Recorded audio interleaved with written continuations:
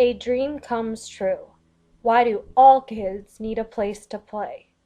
A magazine article from Time for Kids. Most kids love recess, but for Hannah Kristen, it was her least favorite part of the school day. I never got to do anything except sit there, she recalls. Hannah was born with a disease that kept the bones in her back from forming properly. She uses a wheelchair. Sadly, for kids like her, most playground equipment is off limits. In fact, Hannah is one of 5 million kids in the United States who cannot use traditional playground equipment because of some type of disability. Here on the playground is something called a paint panel. You may have seen this on some of the playgrounds around here. It's called a talk tube. Here is a picture of a girl that has a swing with more stability, so she's able to use it. Then Hannah heard about Boundless Playgrounds, playgrounds without limits for children with disabilities. The wonderful group behind Boundless Playgrounds helps communities create special playgrounds for children of all abilities. There are swings and sandboxes specifically designed for kids with physical disabilities. Kids with vision problems can enjoy the movement of swings and also use musical activities such as chime walls. Since her hometown in Connecticut had nothing like that, Hannah helped raise money for this new kind of playground. Here is a picture of an example of a boundless playground. It's an exciting place for all kids.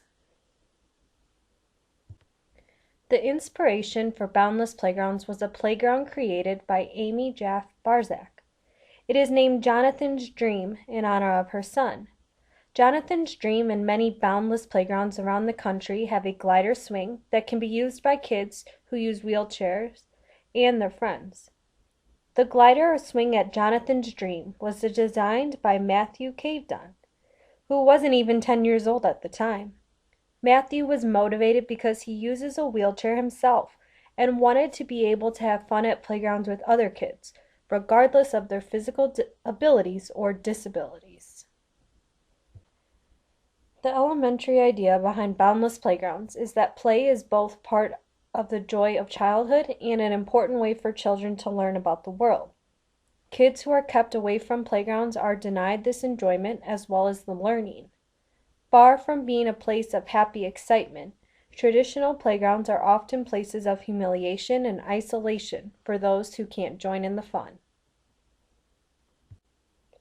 New experiences. Matt Cavedon designed a swing especially for Boundless Playgrounds, but his commitment didn't stop there.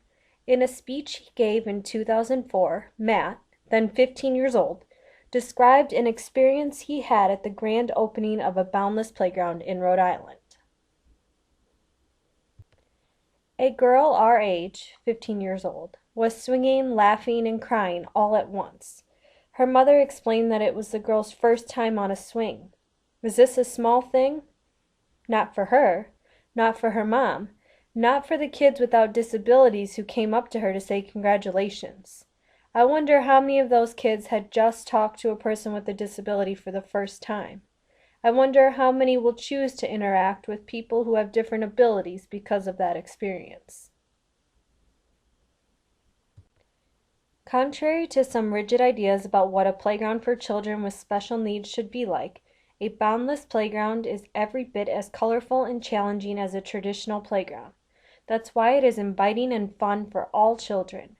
And for Hannah, Matthew, and other kids like them, a playground like this is also a dream come true.